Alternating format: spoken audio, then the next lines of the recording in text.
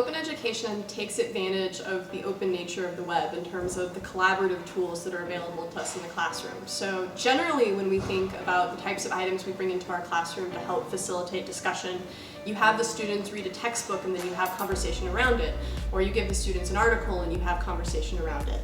But the idea with open educational resources is that the students are actually going to start taking something like a textbook or an article before class and turning it into something else that they relate to more. And then we bring that into the classroom and generate our conversation around that.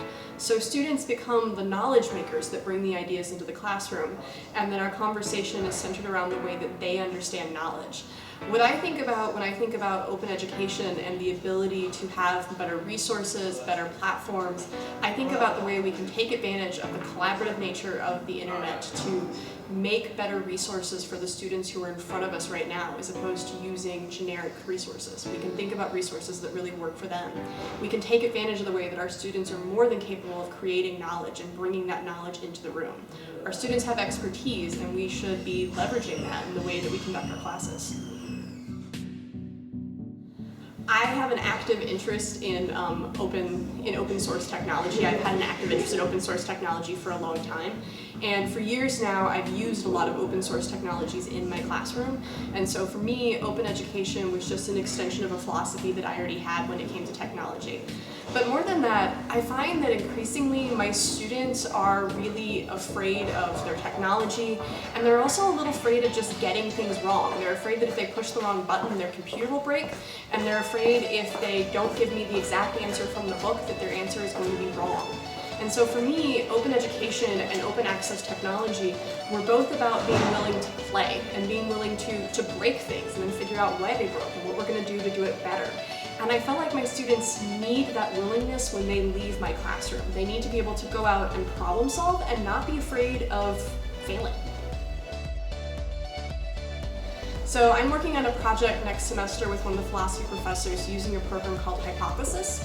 And what Hypothesis does is it allows for large-scale group annotating.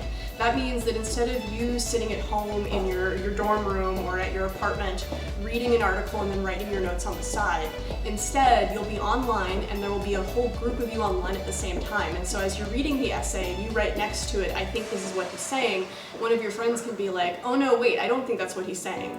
Or you can also have those kind of fun, spontaneous interactions that take place when you're actually talking about a text as opposed to reading it by yourself.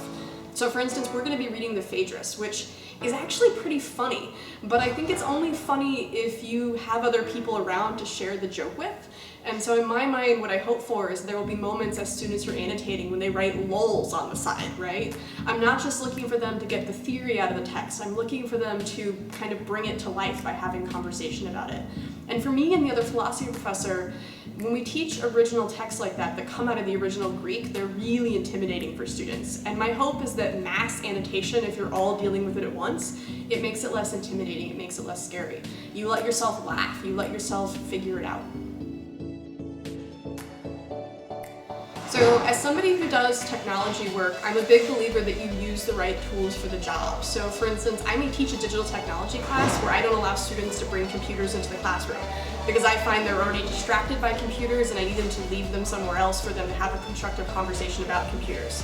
And I say that to say that every classroom needs to figure out what is going to be the tool that is going to best help students access the information. What is going to be the tool that really helps them see the idea, bring it and make it their own. And I'm not always sure that's open educational resources. In some cases I think it will be, and in some cases it may be something else. There's a reason why we use certain textbooks. We need those textbooks. So I'm a big believer in using the tool that works for you and finding that tool and really capitalizing on it.